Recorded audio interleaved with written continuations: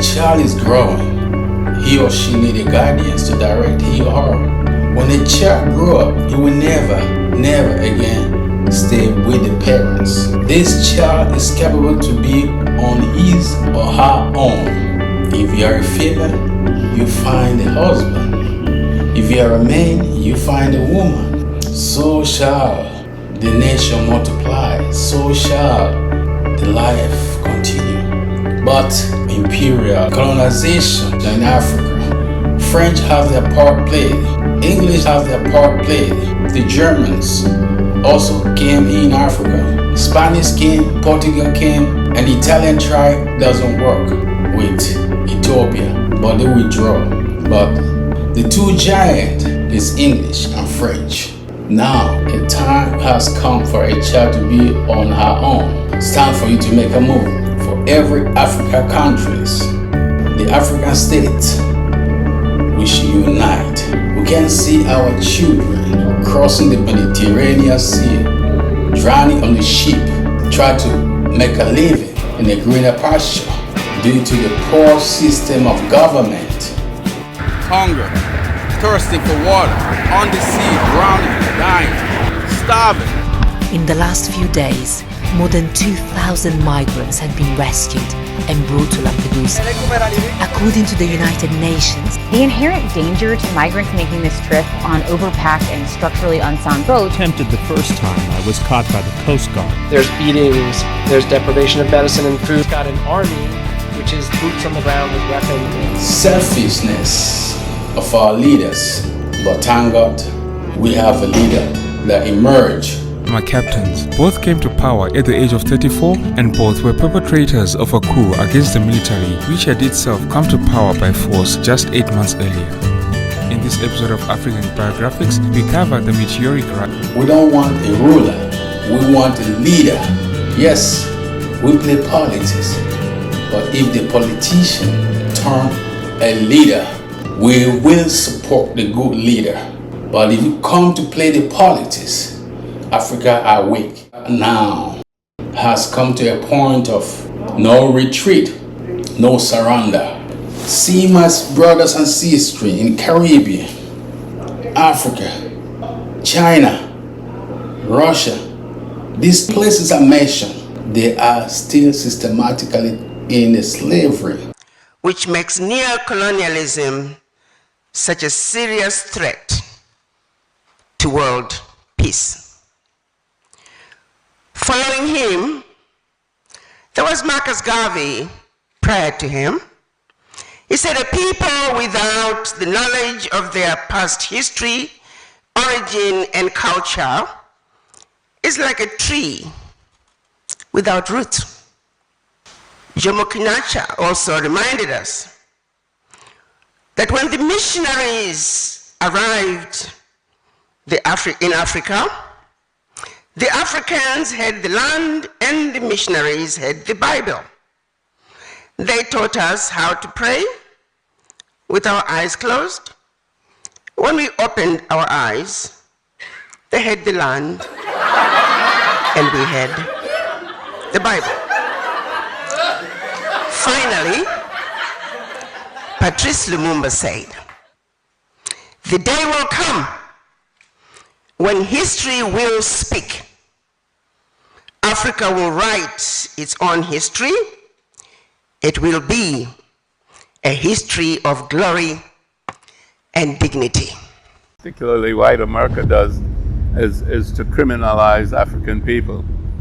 And if you look at the injustice system within the United States, 40% of the people incarcerated are African American.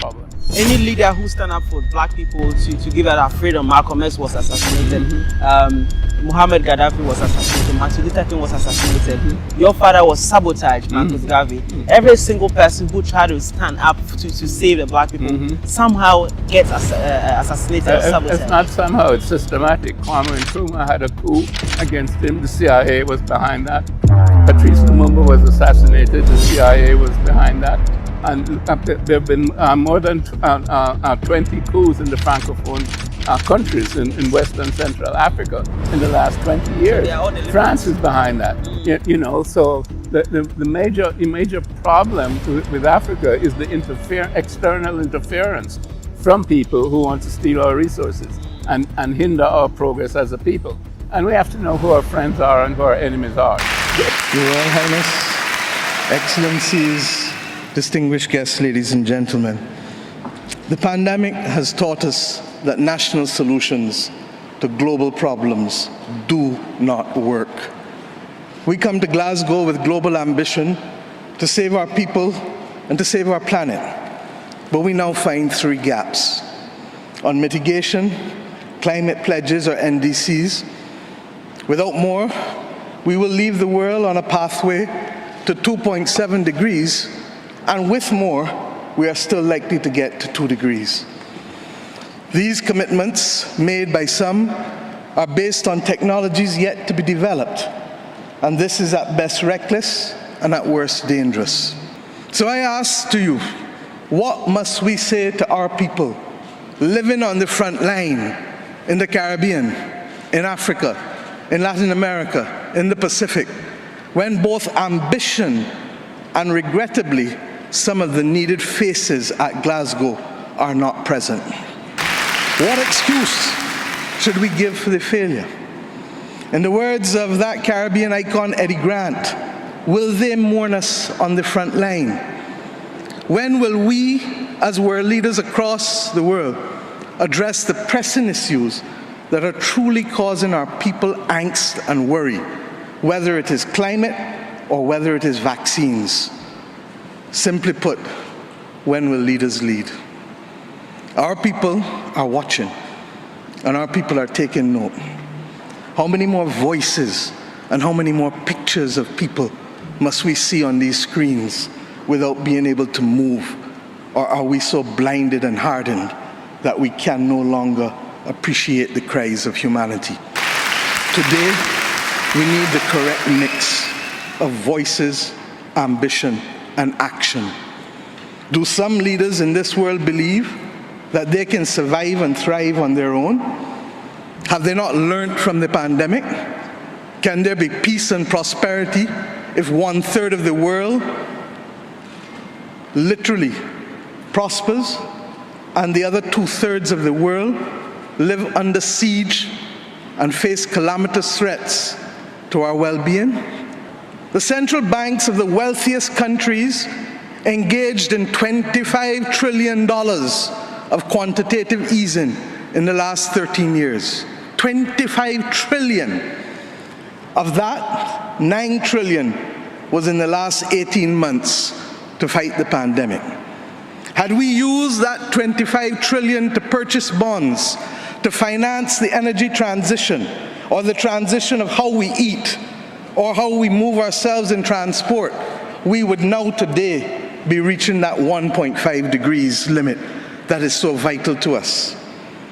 I say to you today in Glasgow that an annual increase in the SDRs of $500 billion a year for 20 years, put in a trust to finance the transition, is the real gap, Secretary General, that we need to close, not the 50 billion being proposed for adaptation. And if 500 billion sounds big to you, guess what? It is just 2% of the 25 trillion. This is the sword we need to wield. One no less significant than when the United Nations was formed in 1945. But then, the majority of our countries here did not exist. We exist now. The difference is we want to exist 100 years from now. And if our existence is to mean anything, then we must act in the interests of all of our people who are dependent on us. And if we don't, we will allow the path of greed and selfishness to sow the seeds of our common destruction. The leaders of today, not 2030, not 2050, must make this choice. It is in our hands, and our people and our planet need it more than ever. We can work with who is ready to go, because the train is ready to leave. And those who are not yet ready, we need to continue to encircle and to remind them that their people, not our people, but their citizens, need them to get on board as soon as possible. Code red to the G7 countries. Code red to the G20. Earth to COP, that's what it said. Earth to COP. For those who have eyes to see, for those who have ears to listen, and for those who have a heart to feel, 1.5 is what we need to survive. 2 degrees, yes, SG, is a death sentence for the people of Antigua and Barbuda, for the people of the Maldives, for the people of Dominica and Fiji, for the people of Kenya and Mozambique, and yes, for the people of Samoa and Barbados. We do not want that dreaded death sentence. And we've come here today to say, try harder, because our people, the climate army, the world, the planet, needs our actions now, not next year, not in the next decade. Thank you. Remember when Ronald Reagan, far back 80s, 90s, he said, Mr. President Gorbachev, tear this world down. Our gathering today is being broadcast throughout Western Europe and North America. I understand that it is being seen and heard as well in the East. To those listening throughout Eastern Europe, I extend my warmest greetings and the goodwill of the American people. To those listening in East Berlin, a special word. Although I cannot be with you today I say, as long as this gate is closed, as long as this scar of a wall is permitted to stand, it is not the German question alone that remains open, but the question of freedom for all mankind.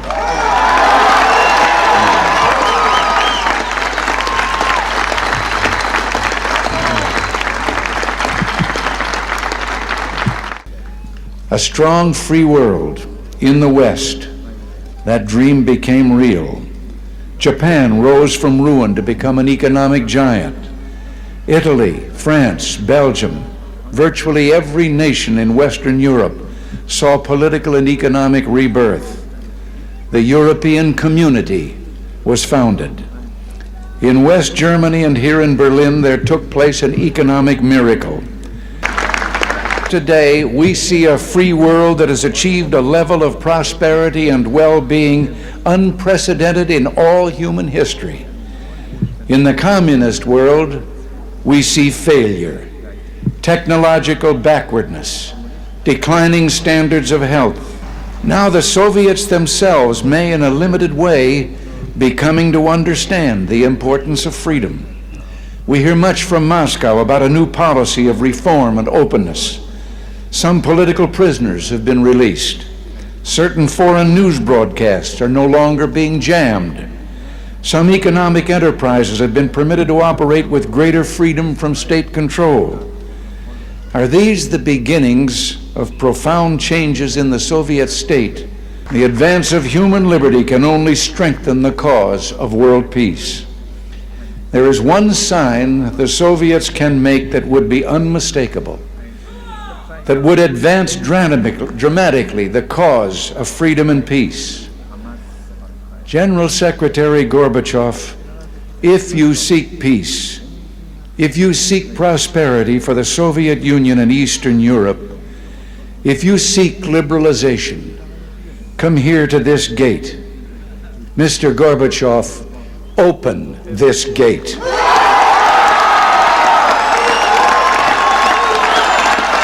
Mr. Gorbachev, tear down this wall.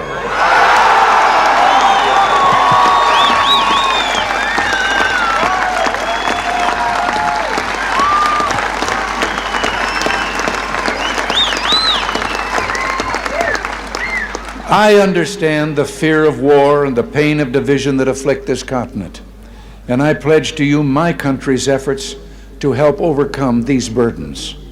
To be sure, we in the West must resist Soviet expansion.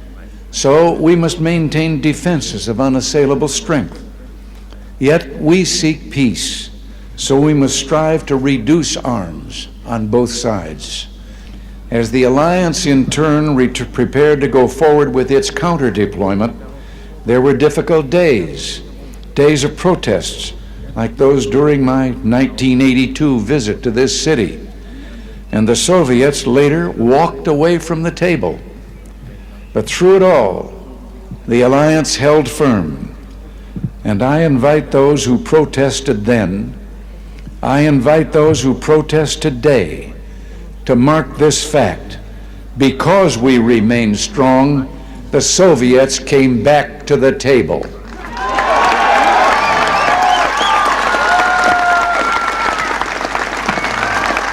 Since Gorbachev heard what President Ronald Reagan told him to do, he came to agreement. That wall was teared down.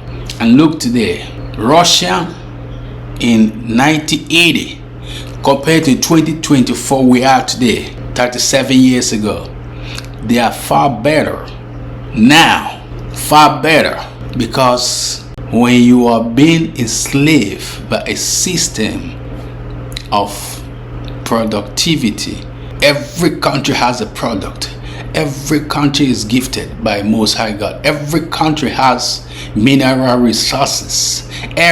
But they fight to put our economic productivity, mineral resources to be under their control, because systematically they are controlling the Africa. So can we African leaders, Asian, come together and unite? We have nothing to exclude the European and American. We still have that true love for those who helping with the hard, not expecting a reward.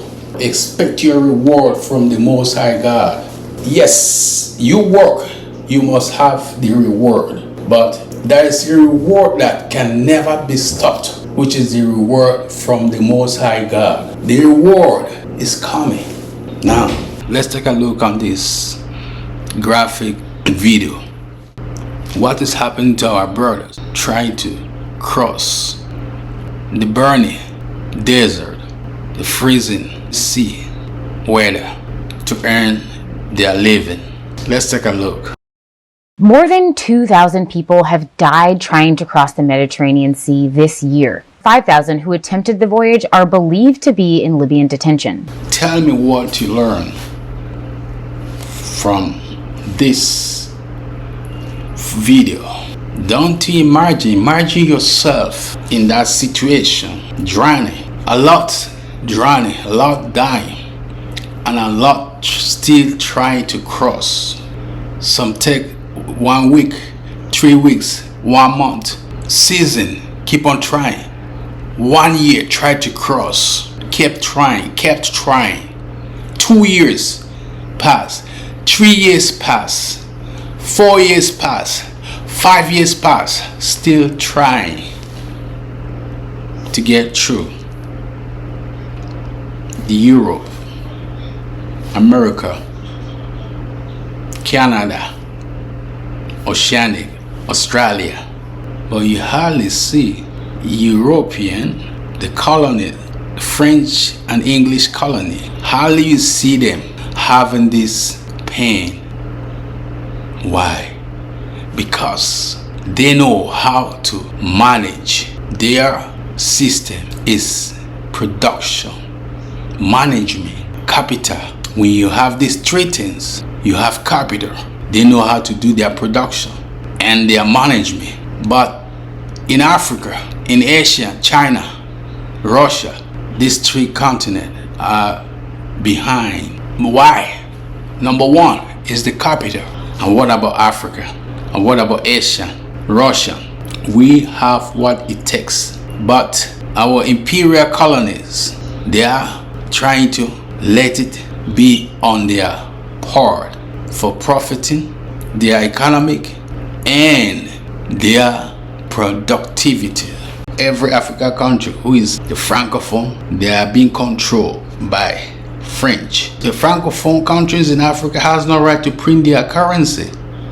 No, they have to get the order from France to print their own currency.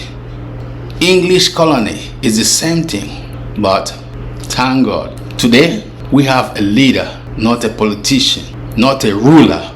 We have a leader. The proliferation and journey of Thomas Sankara of Burkina Faso is what is blowing on the air today. Thank God, Captain Ibrahim Traoré is blowing the air. And most of the brothers don't still understand that name. Ibrahim is Abraham in the Bible.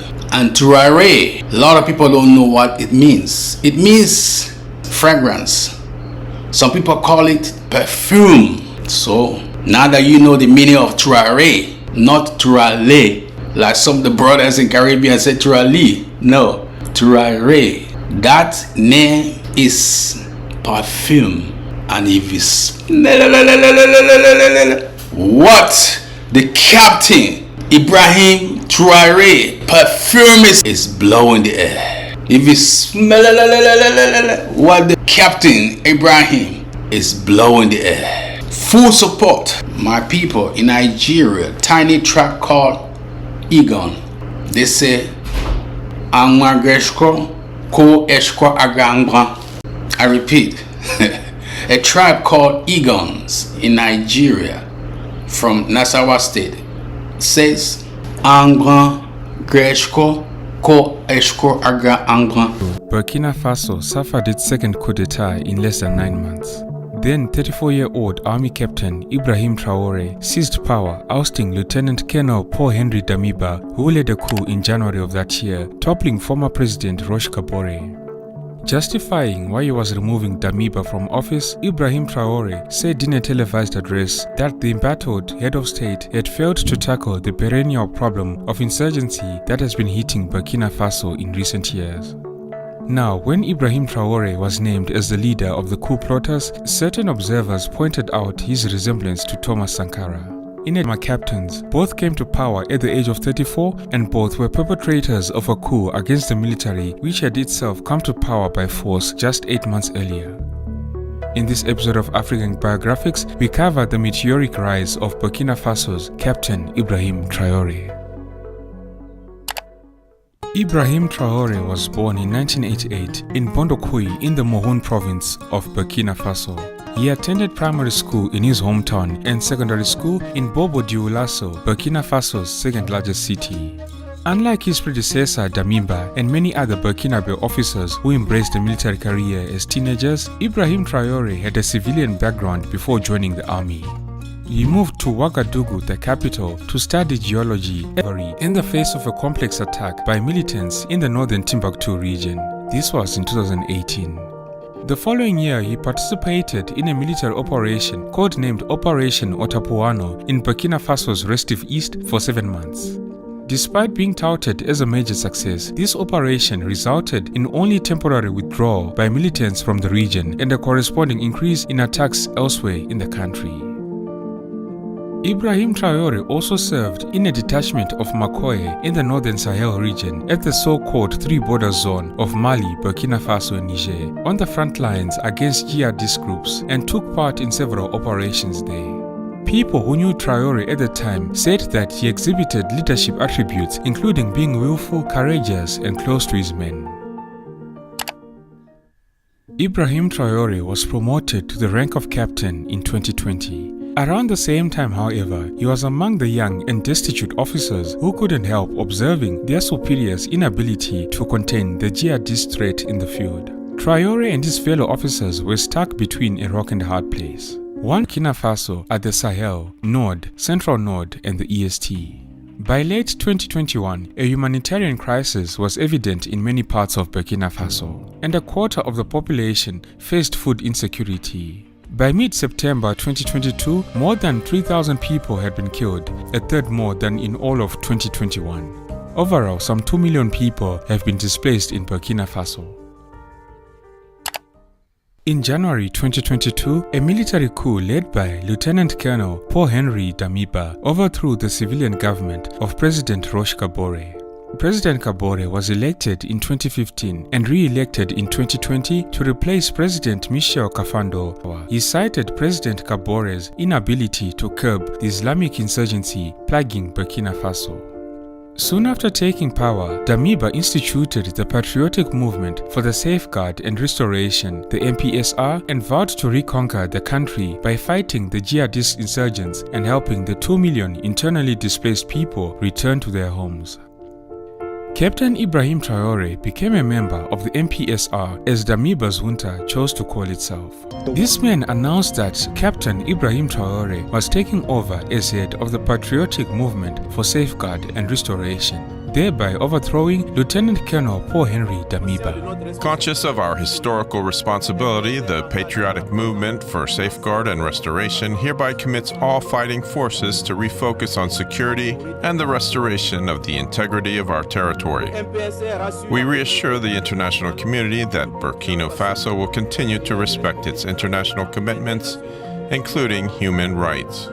Traoré's junta also made clear its aims to diversify Burkina Faso's international partnerships in the fight against jihadism. As this particular coup unfolded, over the next 48 hours, Captain Ibrahim Traoré and his men Miba of having taken refuge in the French military base of Camboinsin to prepare a counter-offensive.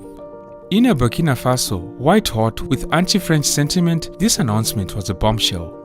Although the French government denied it, thousands of demonstrators took to the streets of Ouagadougou and Bobo Dioulasso to attack the French embassy and the French Institute. So now, what initially started a nation after a flag-lowering ceremony at the French Special Forces camp. All of this fueled speculation that Burkina Faso would deepen security ties with Russia, like neighboring Mali, where Russian Wagner mercenaries were operating. In August of 2023, Ibrahim Traoré held talks with a Russian delegation that included discussions on possible military cooperation. This was a follow-up to talks between Traoré and Russian President Vladimir Putin at the Russia-Africa Summit that was held in St. Petersburg in July of the same year. While his fellow African presidents were dressed in their characteristic, custom-tailored expensive suits, Ibrahim Traoré showed up in military combat clothing, complete with a red beret and tactical gloves. This has since become his trademark. Ibrahim Traoré's speech during the aforementioned Russia-Africa Summit earned him plaudits, with some people calling him Sankara incarnate. The following is an extract from his speech. The problem is seeing African heads of state who bring nothing to people who are struggling singing the same song as the imperialists who call us militia. As a result, they end up referring to us as people who do not respect human rights. We, African heads of state, must stop acting like marionettes who dance each time the imperialists pull our strings. In his speech, Traoré blasted African presidents who are happy to receive freebies. The extract from the speech supply of our people, we must learn from the experience of those who have succeeded in achieving this. So, the wealthy person worth more than the famous names Angwageshko, Ko, Eshko Agambra. I repeat, Angwageshko, Ko, Eshko Agambra, Eshko Agambra, Kwangwageshko, Eshko Agambra, Kwangwageshko. You decide, because this journey is infinity. There will be a time you will have a question mark. There will be a time you will have an exclamation mark. And there will be a time you will have a full stop. Three things we're going through. There will be a time that you will question. There will be a time you will have exclamation mark. You say, hey, wait. And there will be a time you say, finally stop. So, situation makes you ask a question. Pain makes you ask a question. And pain make you think right or wrong, north or south, east or west. That is exclamation mark. And here come the full stop. Full stop. There'll be a time you will say enough is enough. Full stop. No going back, no going forward, no going left, no going right, no going up, no going south. Full stop. So decide, and none of this will pass through. We are on the journey, rich and poor, skills, talent, academically. We are all on the same boat, driven by a captain. At this moment, the passenger and the ship, they put their hope, they put their trust on the captain. The passenger on the plane put their hope on the pilot. The passengers on the train put their hope on the locomotive driver. The passenger in the bus, in the car, put their hope and trust on the one on the steering. So, if we have a captain that take over the steering of the boat, if we have the captain that take over the cockpit on the plane, if we have the captain that lead, the rest follows. But if we have a politician, he or she will come to play politics for his or her benefit. Do you understand that? A leader has a mind set to lead his or her nation. A leader has a mindset to lead his family. A leader has a mindset, focus on how to succeed. Winning or losing, he will never give up. Because if you don't lose, how would you know how to maneuver for the rest of Mr. Coming, the next journey, the next transaction, the next feeling? Michelle's death was the result of a conspiracy involving the South African and Soviet secret agencies, both of which had motives to get rid of him. According to Veloso, the Soviet envoy once requested a meeting with the president to express the USSR's concern about Mozambique's perceived sliding away towards the west, to which Michel allegedly answered, "Vai a merda," which meant, "Go to hell." After commanding the interpreter to translate, he departed the room. 14. Cyprien Ntaryamira. Cyprien Ntaryamira was a Burundian politician who served as president of Burundi from February 5, 1994 to his death 2 months later. Ntaryamira, a Hutu born in Burundi, studied there before escaping to Rwanda to escape ethnic conflict and finish his education.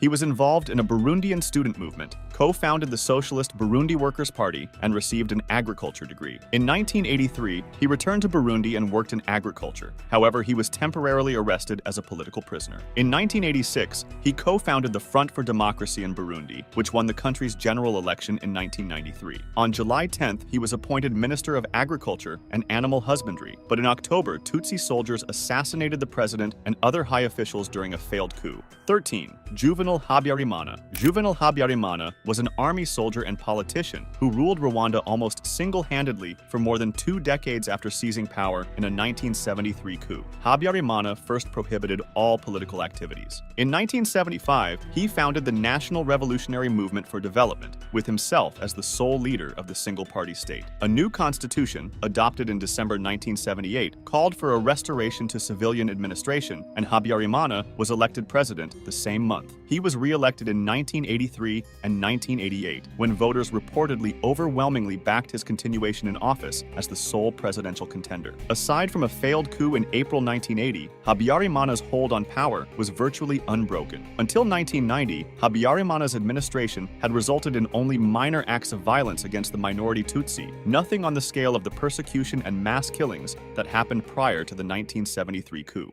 12. Thomas Sankara. Thomas Sankara was a Burkinabe military officer, Marxist rebel, and Pan-Africanist who led Burkina Faso from a coup in 1983 until his assassination in 1987. Supporters see him as a charismatic and iconic character of the revolution. After being chosen prime minister in 1983, Sankara's disagreements with the current government led to his eventual imprisonment. While he was under house arrest, a gang of revolutionaries took power on his behalf in a popular coup later that year. At the age of 33, Sankara became president of the Republic of Upper Volta, launching social, environmental, and economic policies, and renaming the country Burkina Faso from its French colonial name, Upper Volta. Sankara's revolutionary programs for African self-reliance made him an icon in many of Africa's impoverished countries, and he remained popular among most of his country's population. Some of his measures upset members of the former ruling elite, notably tribal chiefs, as well as the governments of France and its allies, the Ivory Coast. In our thumbnail, we can see Thomas Sankara on the left